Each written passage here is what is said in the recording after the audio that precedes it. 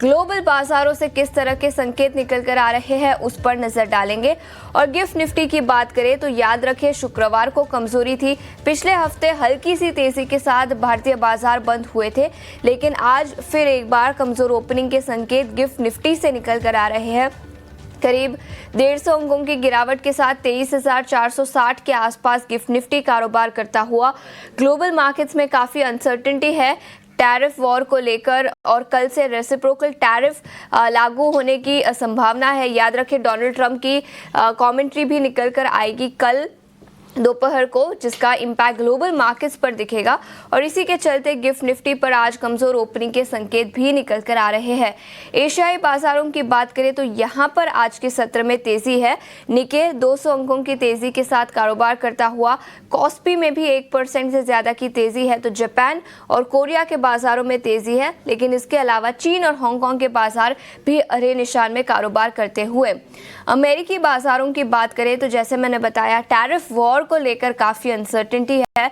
कल के सत्र में 2 इंडिसेस हरे निशान में बंद हुए। काफी मिला जुला कारोबार था अमेरिकी बाजारों में, लेकिन शुक्रवार की कमजोरी के बाद कल तेजी के साथ बंद होते हुए नजर आए। डाउ जोन्स में 1% से ज्यादा की तेजी दिखी। करीब 400 अंकों की तेजी डाउ जोन्स इंडस्ट्रियल एवरेज में दिखी। वही S&P 500 की बात करें तो आधे % से ज्यादा की तेजी के साथ S&P 500 भी बंद होता हुआ नजर आया।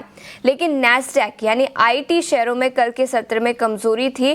करीब 0.1% की गिरावट के साथ नैस्डैक इंडेक्स बंद हुआ। कई सारी दिग्गज IT कंपनियां कल लाल निशान में थी। एनवीडिया की बात करें तो 1.5% की गिरावट यहां पर। टेस्ला ऑटो कंपनी है, उसके कमेंट्री निकल कर आएगी इस हफ्ते। याद रखें इलॉन मस्क जो टेस्ला के CEO है, उनके पॉलिटिकल इंटरवेंशंस को लेकर काफ़ी कुछ कमेंट्री निकल कर आई है। तो उस पर क्या कुछ निकल कर आता है उस पर भी सबकी नज़र रहेगी। लेकिन ऑल इन ऑल मेन मुद्दा यही है कि टैरिफ वॉर को लेकर क्या होता है और डोनाल्ड ट्रंप की क्या कमेंट्री निकल कर आती है उस पर सबकी नज़र रहेगी। याद रखें कल के बाजार में तो मिला जुला कारोबार दिखा अमेरिकी बाजारों में, लेकिन अमेरिकी फ्यूचर्स में भी आज सुबह कमजोरी दिखी है। डाउ जोन्स फ्यूचर्स की बात करें तो 170 अंकों की गिरावट के साथ यहां पर कारोबार दिखा है। कल रेसिप्रोकल टैरिफ्स लागू होने की उम्मीद है। याद रखें कुछ कमेंट्री वहां से निकल कर आएगी, कुछ बदलाव होंगे उस पर भी सबकी नज़र रहेगी। इसके अलावा यूरोपियन मार्केट्स की बात करें तो यहाँ पर भी कल के सत्र में कमजोरी थी। डैक्स 1.5% की गिरावट के साथ बंद हुआ। कैक में 1.5% से ज़्यादा की गिरावट थी। वही फुत्सी की बात करें तो ये भी 1% की गिरावट के साथ बंद होता हुआ नजर आया। तो अमेरिकी बाजारों में मिला जुला कारोबार, लेकिन यूरोपियन मार्केट्स कल लाल निशान में बंद होते हुए नजर आए। लेकिन कमोडिटी मार्केट पर नजर डालेंगे। सोना फिर एक बार रिकॉर्ड ऊंचाई पर, और ग्लोबल मार्केट्स में ही नहीं डोमेस्टिक मार्केट में भी सोना रिकॉर्ड ऊंचाई पर। 90,000 रुपए प्रति 10 ग्राम्स के पार सोना निकलता हुआ। और कॉमेक्स की बात करें तो $3,150 पर आउंस के पार निकलता हुआ। जियोपॉलिटिकल टेंशंस है, अनसर्टेनिटी है टैरिफ वॉर को लेकर। ग्लोबली सेंट्रल बैंक्स खरीदारी कर रहे हैं, तो कई सारे फैक्टर्स हैं जिसके चलते सोने में रिकॉर्ड तेजी दिखी है।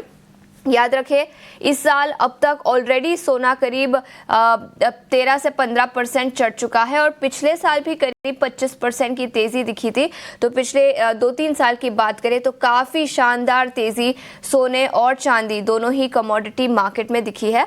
लेकिन आज फिर एक बार सोना रिकॉर्ड ऊंचाई पर, और पिछले 2-3 दिनों में काफ़ी कुछ हुआ है जियोपॉलिटिकल फ्रंट पर, जिसके चलते सेफ हेवन बाइंग बढ़ती हुई नजर आई, और इसी के चलते सोना फिर एक बार रिकॉर्ड ऊंचाई पर कारोबार करता हुआ। इसके अलावा कच्चे तेल की बात करें तो यहां पर भी तेजी दिखी है। ब्रेंट क्रूड $75 पर बैरल के आसपास कारोबार करता हुआ, और WTI क्रूड में भी तेजी ही दिखी है। डॉलर इंडेक्स की बात करें तो 103.8 के आसपास 108 तक पहुंच चुका था डॉलर इंडेक्स। उसके बाद फिसलता हुआ अब 104 के आसपास कारोबार करता हुआ। इसके अलावा याद रखें जैसे मैंने बताया पिछले हफ्ते कमजोरी दिखी थी। शुक्रवार के सत्र में कमजोरी थी, लेकिन पूरे हफ्ते की बात करें तो निफ्टी करीब आधे % से ज्यादा की तेजी के साथ 23,520 के लेवल्स के आसपास बंद होता हुआ नजर आया था।